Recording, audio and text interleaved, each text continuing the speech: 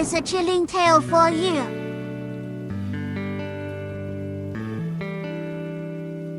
The Whispering Woods. Deep in the heart of the countryside, there was a forest that locals refused to enter after dark. They called it the Whispering Woods, named for the strange voices that echoed through the trees when the moon rose high. Nobody knew where the whispers came from, but everyone agreed they weren't human. Mia had heard the stories all her life but never believed them. One evening, armed with a flashlight and her phone, she decided to prove the whispers were nothing more than the wind or animals. The woods were eerily silent as she entered, the kind of silence that pressed on her ears. The towering trees seemed to lean inward, blocking the last light of the setting sun. She walked cautiously, her boots crunching on dead leaves. It's just a forest, she muttered, trying to steady her nerves. Then she heard it. A soft voice, so faint it could have been her imagination, called her name, Mia. She froze, the beam of her flashlight quivering as her hands began to shake.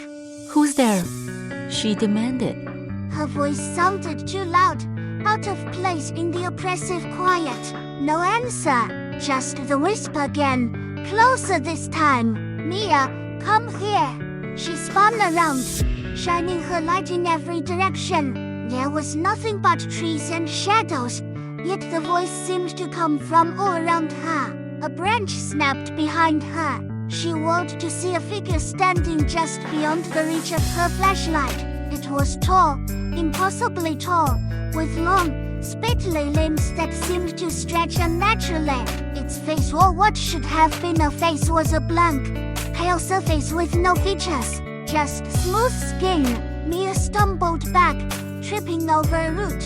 Her flashlight tumbled from her grasp, plunging her into darkness. She fumbled for her phone, trying to turn on its light, but her hands were trembling too much. The whispers grew louder, surrounding her now. Mia, stay with us. Mia, don't go. She finally managed to turn on her phone's flashlight, only to see the figure crouched mere inches away from her. Its blank face loomed close, and though it had no mouth, she could hear its voice clearly. You should have stayed away. Mia screamed and ran, weaving through the trees. She didn't know which direction she was going, she just needed to get out.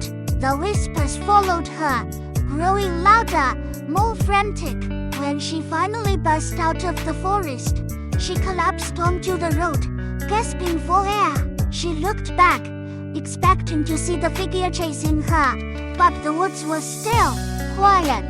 Mia thought she was safe, until she got home and heard the whisper again, faint but unmistakable, coming from the corner of her dark room. Mia, we're not done.